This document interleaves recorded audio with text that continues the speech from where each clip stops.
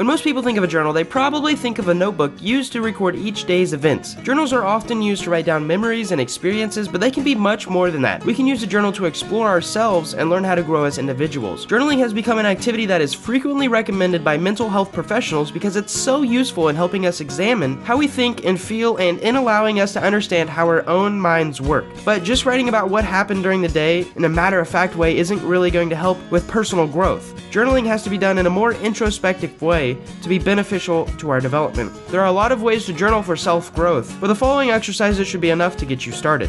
Number 1, take time for gratitude. It comes up again and again with the topic of personal development, and maybe you're sick of hearing about it, but gratitude is major for happiness. For those hoping to grow into the kind of person who naturally feels happy most of the time rather than depressed or sad or frustrated, learning to identify good things around you is an extremely helpful step. There are a couple of ways you can practice gratitude with your journal. You could simply make an entry listing the things that you're grateful for, or you could pick out a couple of things that you're thankful for and write a bit more in depth about why you're thankful for them and what they mean to you. Either way, you're taking time to focus on positive things in your life and training your brain to look for them. Over time, it'll become a habit, both during your time journaling and throughout the rest of the day, and will result in a notable mood boost. There are 2 keys to doing this exercise. First, when you pick out things you're thankful for, don't pick vague things like friends or family. Be specific and pick out things from your day so that you're used to seeing things to be grateful for in your day-to-day experiences. Second, take a moment to really appreciate each thing.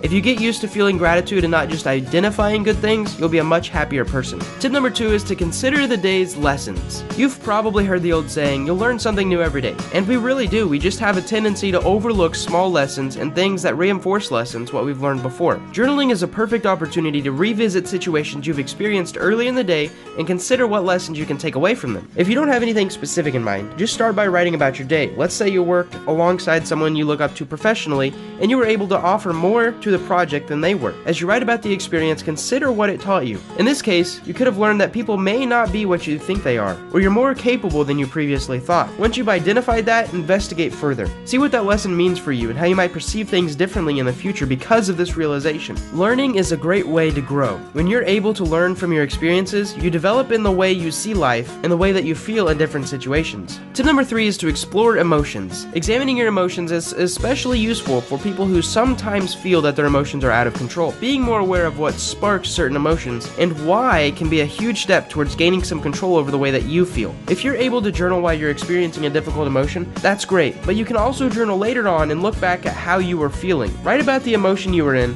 when the emotion started, including as much detail as you can so you can see and identify what maybe caused it. Then, when you found the situation, act, phrase, or whatever trigger it might be, you can start to write through your thoughts about why that thing might have provoked you. Maybe it connects back to a hurtful experience or hit on a deep-seated insecurity. You can examine the trigger to work through your emotional connection to it, then try to come up with ways to ease your difficult feelings now and prevent them from taking control of you in the future.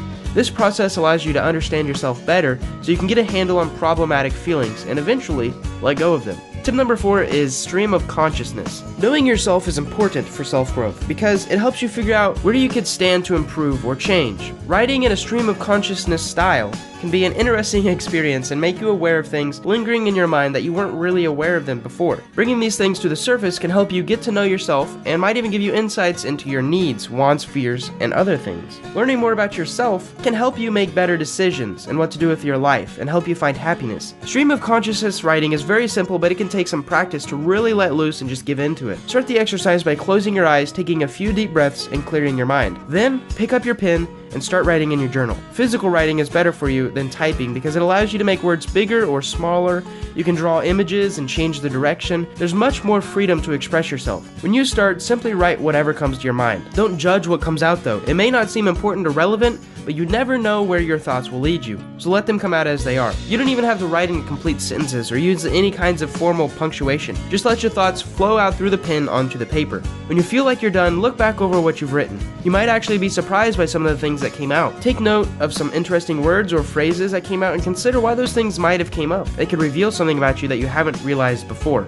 Tip number 5 is to revisit a tough problem. Life is full of problems, and how you handle them can be the difference between moving forward quickly or getting stuck in them. Using your journal to figure out ways to get through different problems that you run into will help you become better at solving problems, and this extends outside of your journaling time too. You'll find strategies that allow you to move through obstacles more quickly and general solutions that you can apply to many situations. When you're faced with a difficult problem, turn to your journal. Start writing about the situation you're facing, including both the objective facts and the thoughts and feelings that you have about it, because these things do matter. Writing allows you to access the problem-solving part of your brain, so as you write through information, you may have ideas about potential solutions. If not, look over what you've written and consider the details further. When you do come up with an idea, write through how that resolution may work and why it might work. You might find holes in your idea or come up with alternatives that might work better. By the time you're done writing, you'll have a much better idea on how to handle the problem than you did in the beginning, and maybe even a solid solution. The more you approach problems in this way, the better your problem-solving skills will become. Before I end this video, I need to share 2 amazing resources that I feel can greatly benefit you, especially in the terms of journaling. The first is my friend's journaling course. He's had hundreds of people go through the course, and the testimonials really prove the quality. He's basically the expert of journaling, and if you look up YouTube how to journal, a whole bunch of his videos come up. So I highly recommend My Best Journal 2.0. There's a link in the description if you want to learn more. It's basically a course on how to journal by one of my friends, Clark. And of course, if you haven't heard of my Practical Growth Academy yet, you really need to check it out. Basically, I've created a private membership group for those who are serious about self-development and growing themselves. Each week, I'll personally research and answer your questions. We will be reading a book each week where I create an animated book summary, follow-along PDFs, and actionable worksheets. And each month, you'll get a mini mastery course where I research and teach you 80% of the foundational topics, and 20% of the time it will take you to learn. The cost to join is less than the price of a book each month, and if you sign up now, you'll get a special bonus. Also, you'll have unlimited access to all the previous content. Thank you guys so much for watching, and I hope you learned something.